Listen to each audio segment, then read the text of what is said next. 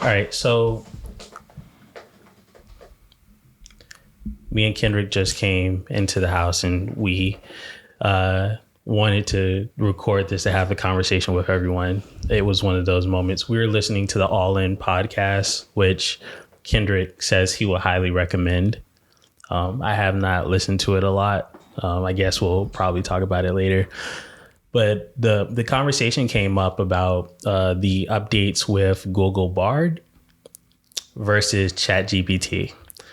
And I was about to start my thoughts and my experience with Google Bard. And I now believe that Google Bard is better for me to use than ChatGPT. And Kendrick says that you have used Google Bard. Yeah, I've used Google Bard quite a bit. I can only use it at work because my job doesn't allow me to use ChatGPT on our network. Some new policy they put in place against generative AI. Understandably, I think it's to stop internal data from Amazon to be from being gathered and collected and leaked outside of its network. But yeah, they still somehow allow me to use Google Bard for right now. But yeah, I honestly, I mean, I'm in terms of if I think I prefer the like in terms of generating documents. I think I prefer the efficiency of ChatGPT better.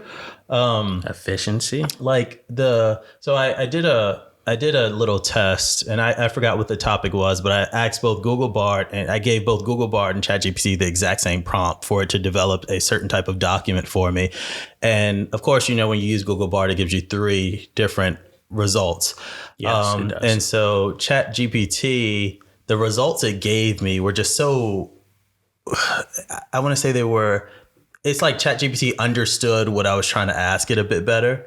And the document it provided me was so much more clean and properly edited than the 3 that Google gave me. So right now I still see ChatGPT as being a bit more, what's the word? Accurate and delivering the results that I want. But that's just in terms of the documents I've used, only that. And the result, like for Google Bard, being connected to the internet, having access to everything, like basically everything, I can get better information, real-time information that I can't get from ChatGPT. I know ChatGPT is now running a beta where they are live on the internet, but it's still just the information they give me is not as recently accurate as what I can get from Google Bard. But I mean, we've had this conversation before. We've had this conversation about 3-4 weeks ago where I told you specifically, I believe Google Bard was going to transcend ChatGPT, just going to knock it out of the park. And at the time, Google Bard was trash. To which you responded that you didn't believe that was the case. You thought Google was going to stay behind. I think the difference between whatever platform you're using is the use case you have. The way that I use the generative AI is not necessarily for creative, which is, it sounds like that's what you were using it for.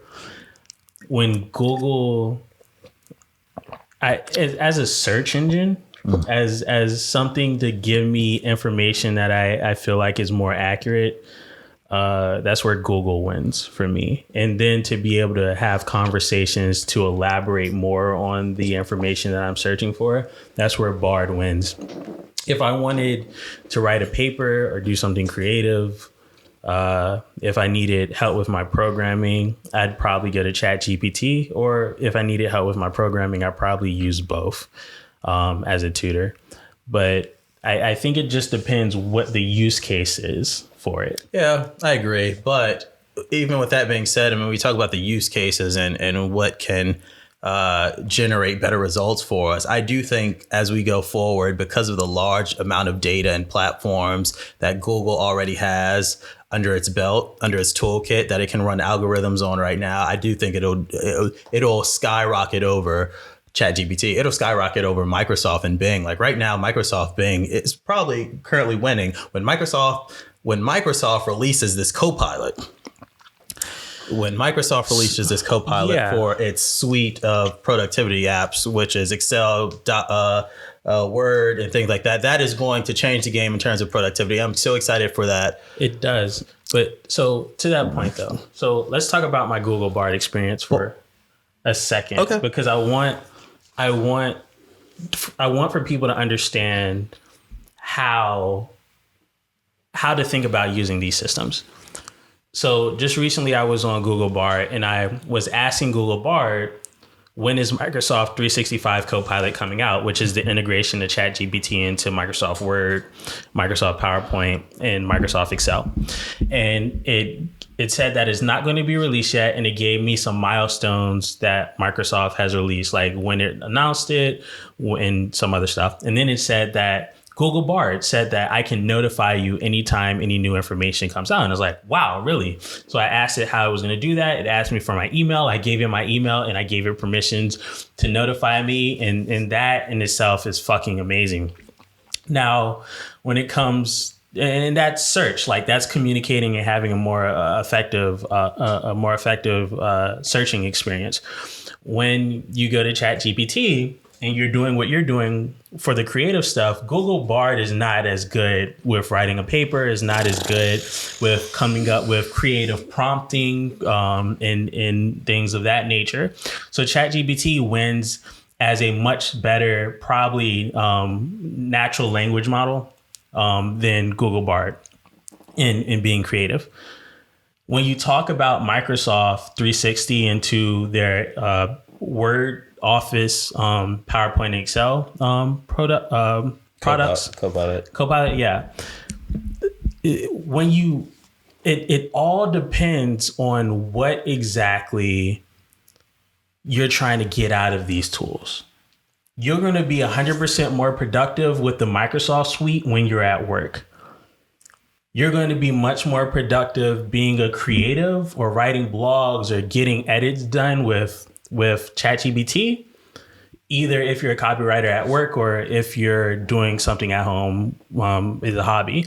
But your search experience and getting help with programming or something that it requires real-time data, Google Bard is going to be it. I disagree. I mean, I agree with you right now, but I think if we look forward out, we look forward out into the future, I think the path is clear. I think the path is undoubtedly clear that Google is going to lead this generative AI race, even with Microsoft having Copilot, which I'm extremely excited for.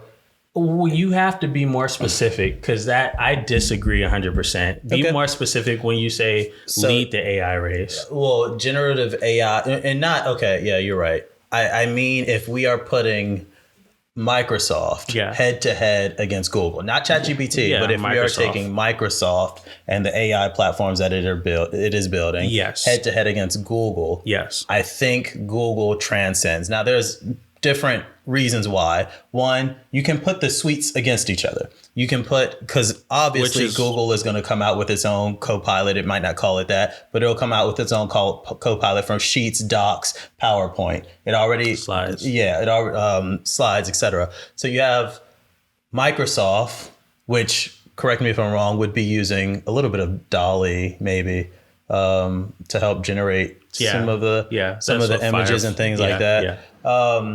And then you have the Copilot, which are using an AI to help generate whatever. But then you have Google Docs. And right now, Google's Docs already allow you to work hand in hand with a team.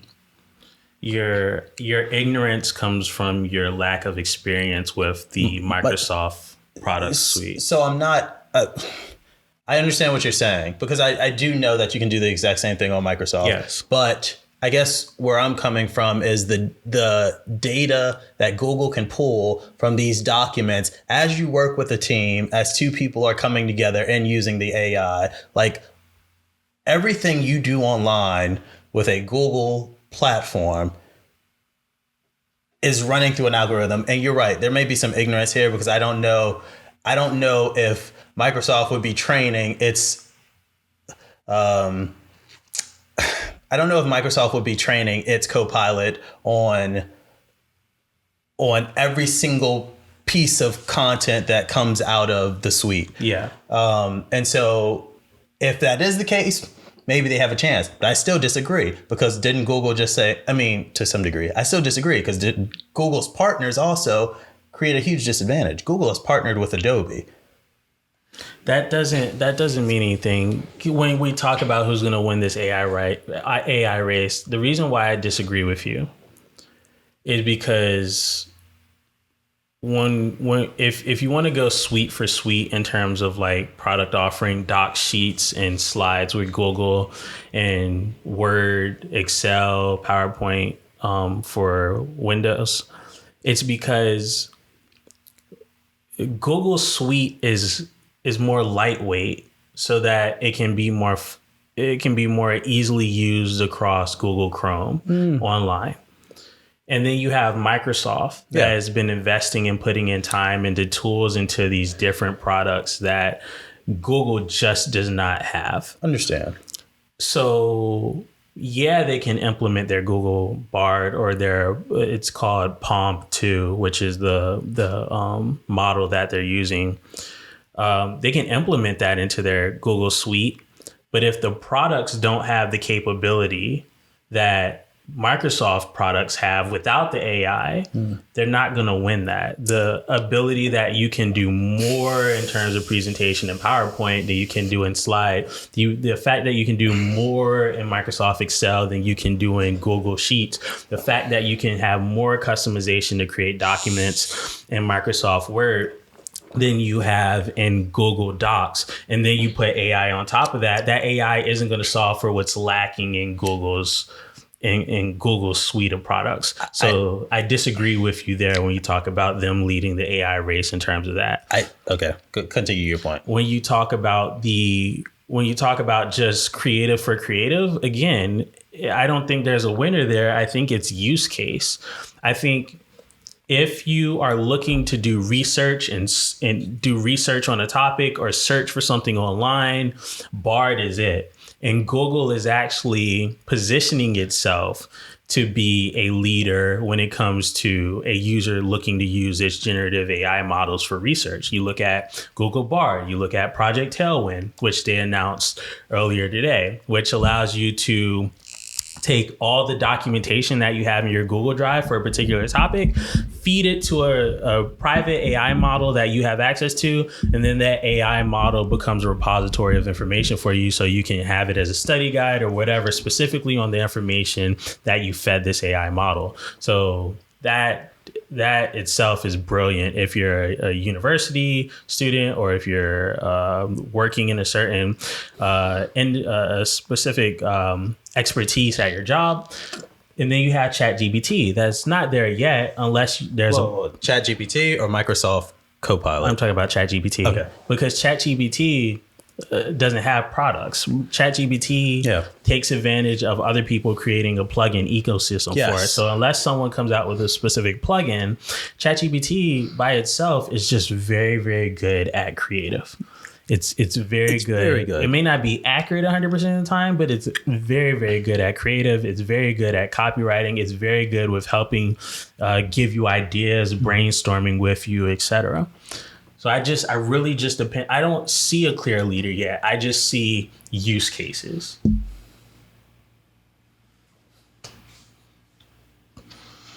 At some point, you're going to have to, at some point, brother, you're going to have to check me into the hospital because these wins that I keep generating over the years when it comes to me predicting where technology is going has started causing pains in my lower back.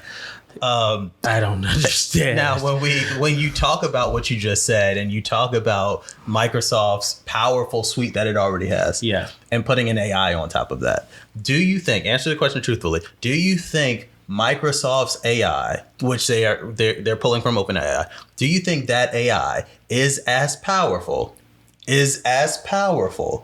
I'm not talking about the productivity suite. Do you think the AI, the algorithm, the large language model is as powerful as what Google is going to have or does have? As powerful.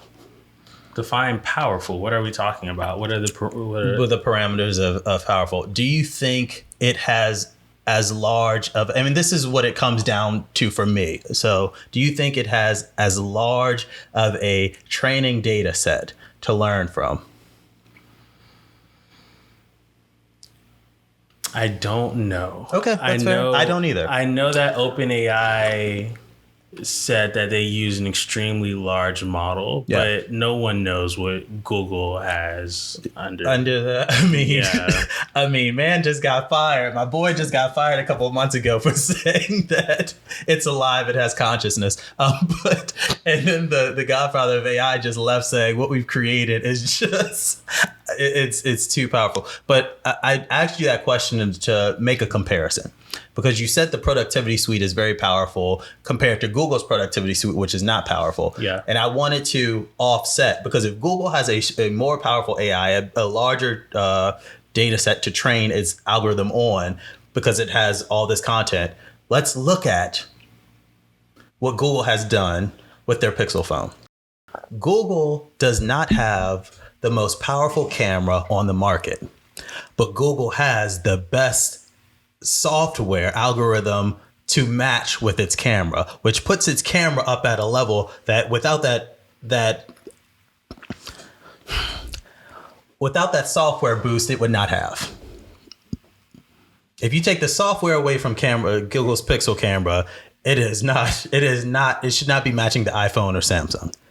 But because of its software, it is at the top. For many years, it labeled as the best camera in the industry. That's okay. And so I'm personally using that logic, whether it's right or not, I don't know. I could be completely wrong. But I typically, when I look at technology, I try to look at a historic reference. I'm taking that and saying, Google's suite may be poo-poo right now. But if they have a powerful enough AI to attach itself to that, then I think 110% they're either competing or surpassing what exists on the market today. You're making a mistake that I understand your logic here. Okay. But it's a fallacy. Can you tell me one thing really quick? Because I want you to tell me where I'm wrong. Okay. How many times have I been wrong? I want you to tell me how many times, like, let's have an honest conversation really quick based on all my predictions of the future outside of the singularity, which we still have some years. How many times have I told you a technology was going to do blank, blank, and blank? We can look at Bitcoin. We can look at a blockchain. How many times have I been wrong? Eventually, I didn't mean to make it personal. I'm sorry.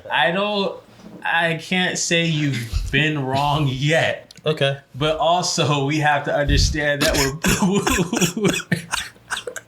we're playing in the futures market. So you've not been wrong, but I think go ahead, yeah. I think and I'm gonna lean in because I'm a product guy. Yeah. I think you're making the assumption that by adding this language model into the products, that it's going to be able to create additional features within the product. But that's not, like, Google still has to expand on docs, or the language model isn't going to have like that additional stuff to beat out Microsoft. Like, Microsoft is a full word processing product. Mm-hmm. So adding ChatGPT into it, I think Microsoft said that when it comes to the Office suite, users only use about, I think it was less than 20%. Yeah. of the full power of the Office suite because everyone's not a power user. Yeah. So then you have the AI that can take advantage of the rest of that 80% or whatever it is. You're absolutely right. If people are using Google Docs and they're using 50%, and Google's not adding any new features to that product, the AI is limited to the what it can actually do.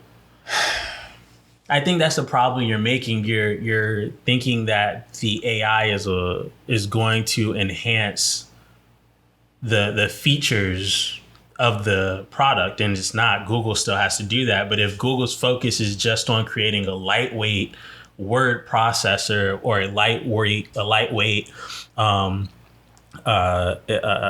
Excel program or a PowerPoint program, it's sweet baby boy. I see these mistakes all the time. I see them. Remember the law of accelerated returns. I remember that. McCaff's law. There's laws, but law of accelerated returns specifically because we talk about different technologies that overlay on top of themselves. You're talking about platforms being limited by how they currently are designed. We know that Google is currently making partnerships with different companies, whatever, in order to enhance Bard or enhance its products and its tools. Google is not limited when it has API. An API that it can attach to its products in order to extend its ability. I want to ask you a question because we talked about this before. I already explained how Google's camera is one of the best cameras in the world because of its software, not necessarily because of the hardware. You admitted you were ecstatic about the possibility of generating photos through Google using Bard and its plugins. If it can get to the level of Midjourney. Give an example of what you were talking about. You said if I could take a picture of something. Oh, you did it, actually. Took a picture of something. Or screenshot it. I can't remember. Oh, yeah. Go ahead. Yeah. Serve them the truth. Serve them the truth. Set yourself free. So if you're a Google Pixel user like we are, congratulations. If not, you may want to, if you like doing, if you like your smartphone for photography, you might want to think about this. So I took a picture of a subject. I can't remember what it was. But I have the Midjourney AI running on my phone. So I took a picture of something, I fed it into Midjourney, I recreated a new image. When I recreated the new image, I saved it on my phone. And if you go into Google Photos, we have two features. We have something called Magic Eraser and we have something called Camouflage. And now they're expanding on that with the next update to have Magic, something where AI is going to fill in parts of the photo that we cannot see, but I forgot what that was called. But I used Magic Eraser to clean up the image that the AI in Midjourney gave me based on the original picture that I took on my phone, so that I could then reuse that as a thumbnail for a YouTube video that we had pushed out. And the workflow was just fucking insane because I didn't have to go online. I didn't have to go to Upwork. I didn't have to go to some website. It was take a picture of something or save something off the internet, run it through Midjourney, add some more context in my prompt, have Midjourney's AI spit back out 8 different iterations of the photo that I'm looking for. I choose one, I put it in my Google Photos, and then I use the AI from Google to make an edit to that photo as now an original image that I can then post for my content creation.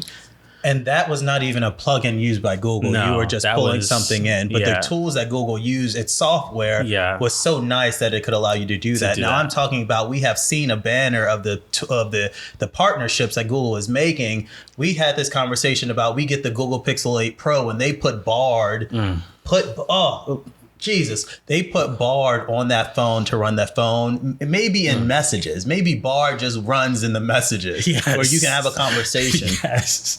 If you are partnering with Adobe and Adobe gives Google access to Firefly, the amount of photo images that you can edit, modify, change directly from your messages just completely changes your ability, like productivity skills in general. But I'm just saying, think of that. Yeah, but that's... And then think of what Google could do with this suite when compared to what Microsoft could possibly do with their suite. Google isn't the most reliable company, though, when it comes to developing products.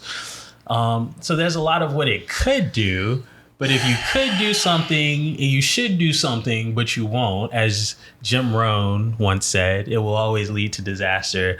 And Google Stadia, Google Allo, Google Hangouts, like there's a list of products. I mean, yes. What was the Google Slate? What was the most exciting one that Google came out with? And like even my friend has Google Glass. Yes, Google Glass. We talk of, yes, you are correct, but I don't know. AI is not going to save that company from itself. I think Google Bard, especially on a Pixel phone, would be outstanding. But again, I'll go back to my point. I think it's about use case and it's about what your intended use is. But I mean, we've beat a dead horse with this. So I do have a question that I want to ask you. Serious question. Okay. What is going to happen with Apple and the iPhone? Because I think they are in trouble. The red flags haven't come out yet. You don't see smoke, but I do think they're in trouble. I don't. Okay. Explain why. Or should I explain why I think they're in trouble? I don't think Apple is in trouble because their users are not... Their users aren't looking for, like... Say it. Their users aren't looking for progress. Like, and that sounds so messed up to say, but the average Apple user, they don't, and I'm making a generalization based on the limited amount of people I've talked to with Apple phones, but like they don't, the updates that Apple comes out with is exciting all in itself. Like they're not looking for the next big wow thing. You think Apple phone, when we look at the tools or the apps that Apple comes out with, do you think the Apple market is more social? You think that's what they're looking for? That's those social tools to be able to connect, play games with one another. So I think Apple puts out updates to the ecosystem, and that's enough for the everyday Apple user. Yeah. Like when you're satisfying, when you're adding new features to the ecosystem that you built, it's okay to be behind, because what is Apple going to do? Exactly what they did last week when they came out with this XR reality headset and said, for the first time ever. Oh my God. No, that's misleading. However, if you're in the Apple ecosystem, you probably believe that to be true. You probably never heard of Magic Leap. You've probably not heard of the Google Glass. I mean, everybody didn't hear of Google Glass. Google Glass. Yeah. You probably didn't know that Samsung had a Galaxy Gear VR that was out way before Google even put out a Meta 2 VR headset. Meta 2 allowed you to see. Meta allows you to have a pass-through mode. Yeah. So, like, I don't think Apple's in trouble because their fan base is not concerned about, like, new innovations anymore. They're just excited to get an update in the ecosystem. I understand what you're saying, but I'm going to be honest with you. And this isn't a prediction I'm willing to die on the hill on, because I could be completely wrong on this one. I do see Apple in a similar situation to BlackBerry, to where... I don't know about that. Well, so BlackBerry when it was out was like high class. Like you were if you had a BlackBerry, you were like executive status. Yeah.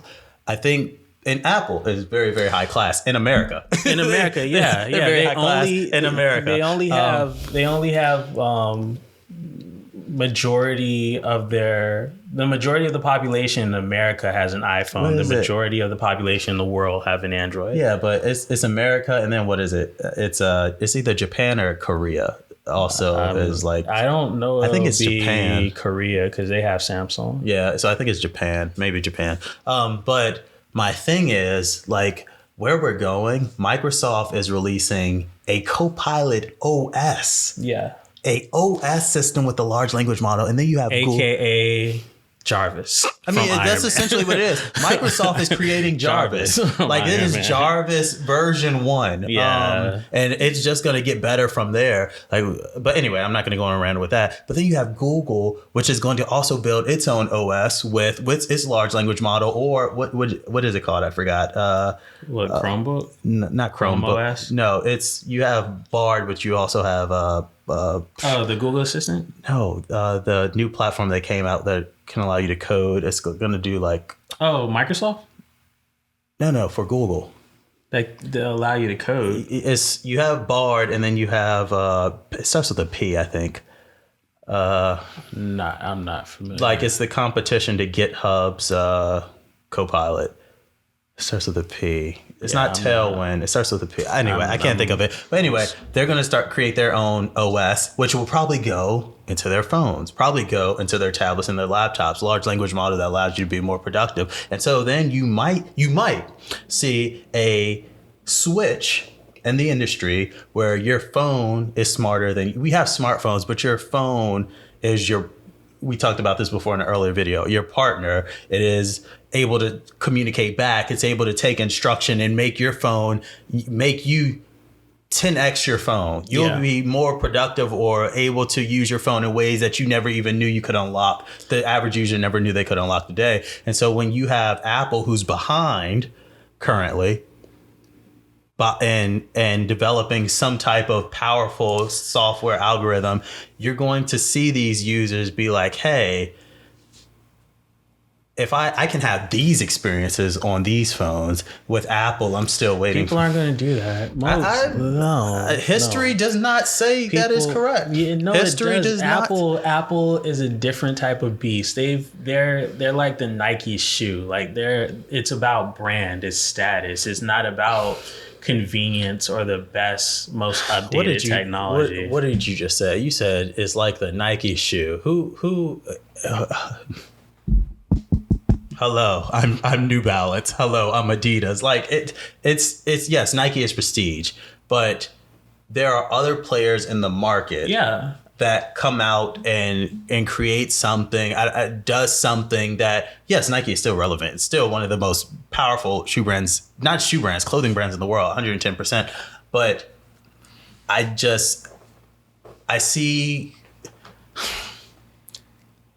don't think it's going to be a good time for Apple. I don't.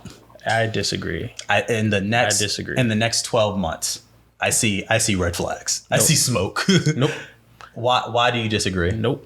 Why do you disagree? Because you think the user base is... hold on. For clarification, I'm only talking about the phones. I'm not talking about the iBook. I mean, the MacBook. I'm not talking about the other products. I'm just talking about the phones. I have this conversation with people all the time. And what it comes down to when people say, oh, I got an iPhone or, oh, I got the MacBook or the MacBook Air or whatever, it always comes down to because of the conveniency of being in the ecosystem. Yes. So you're not just buying an iPhone for the technology or whatever, the iPhone. You're not just buying an iPhone for the iPhone. You're buying the iPhone to have access to the ecosystem, to be able to do FaceTime on your MacBook, to be able to do FaceTime on your phone, to be able to do FaceTime on your tablet, to be able to not see the green messages, which is stupid. The colorism for iPhone users has got to stop. But yeah, they're buying it for the ecosystem. So what if someone's Pixel has Google Bard, and we're the most productive human beings on the planet. But like not even just their Pixel. I see at this point, if they are moving in the direction I think they are, I just think Google will have their own ecosystem that's just as nice as the iPhone one. But again, there we go to you're betting on the wrong fucking horse. You're betting on the horse that we just know can't show up. We know that pressure bust pipes. We know that Google ain't in it to win. They can't get their shit together because they've been trying to build an ecosystem for a long time and they keep failing. It's like their product department refuses to talk to the CEO or whatever mission. Like they don't talk to each other. They're not on the same mission. You had Android messages. Mm-hmm. You had Google Allo. Yep. Google Allo died. You had Google Duo. You had Google Hangouts. Google Hangouts is gone. They tried to create an ecosystem with Chromebooks. You had the Pixel Slate, which was an amazing tablet, but they discontinued it. You had the Google Chromebooks, the Pixel books. We haven't seen a Pixel book update or refresh in years. You're betting on Google to be able to be inspired by this new language model that they have, and you think, oh, they're probably going to build a whole environment ecosystem around it, and they're not going to. Something's going to fall out. And Google is not going to show up when we need them to show up. Okay. They get in their own way. They're going to trip over their own feet. Okay. I've seen this story before. Yeah, but they... okay. I once again, I'm not going to beat a dead horse. I don't think this has anything to do with the hardware. And me and you had this conversation before that people ask why, no, the metaverse is dead. It's not going to happen. And my response always is... it's about the application. It's about the software. It's not about the hardware. Yeah, it's about the software. I agree. I'm not gonna. You have your opinion. I have mine. We'll see what happens in the future. I don't think this has anything to do with. If you're making a bet that Apple is going to lose any market share because they are not going to come out. They're not going to make a Siri update that can compete with Bard or ChatGPT. They're nowhere close. They are nowhere close. But if you think that's going to lose them market share, you're misguided. You are misguided. Apple is going nowhere. They're going to remain they're going to come out with the next Apple Tag update with generative AI. It is going to go crazy. It's going to be hot. Can we write my quote? Can we write my quote somewhere behind us? I don't know if you can, I will stand by this quote because I've seen it once again in the records of history. The hardware, it does matter. It does. But in most cases, the hardware does not matter. What moves a large audience, what moves people from one product to another, or allows people to stay in a certain ecosystem and stay in a thing, is the application of it. Hardware does not matter. So you say it won't matter to the people. I think if you have enough people demonstrating that the tools that they now have are just cost less, number one, so demonetized, costs a little less than the premium that they're getting, but also allows or gives more services than the ones you have. I think you will start slowly seeing a shift. And because we see these trends of technology just moving so very quickly, I don't think it'll take as long as normal. You might see a shift in 10 years. I think it might be less than that, but we'll see. We'll absolutely see. And also Apple has the ability to just go and buy somebody and be like, hey, we need you to do this. This is the problem that I have with you futurists. Okay. Is that you're generalist and that you can't, it's not yes and it's like a competition. No, I don't see that. Don't see what? Apple losing any market share. at all because of their lack of innovation or because they can't keep up. Look at what they just did with their VR headset. It's been rumored for half a decade that Apple's been working on a VR headset. It's been rumored probably longer that Apple's been working on a car. We've just seen the headset. It's not a VR headset. It's an XR headset. It costs $3,500 to purchase with a 2-hour battery life. With a 2-hour battery life. And like, it's a win for Apple. I don't understand why you believe that Apple, by them not coming up with some generative AI system in the next 5 years, is gonna lose them any market share to any Android device that incorporate. Or Microsoft could even come out with a brand new phone with ChatGPT, and it could be like the cleanest thing that we've ever seen, and no one is gonna move. No, I don't think. Well, it depends. Nope, there is no depend. There is no depend. Okay. I do think that Microsoft and being in the mobile industry is dead. I don't think that it will come back. But I mean, all I can say, my friend, is okay. And let me put a little asterisk here.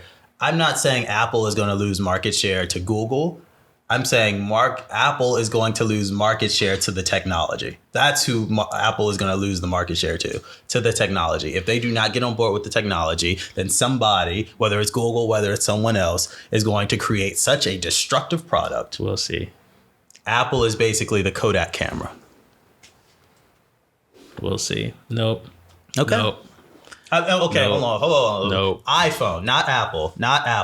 Apple is way too valuable. They have a suite of products that are absolutely amazing. I can't take that away from them.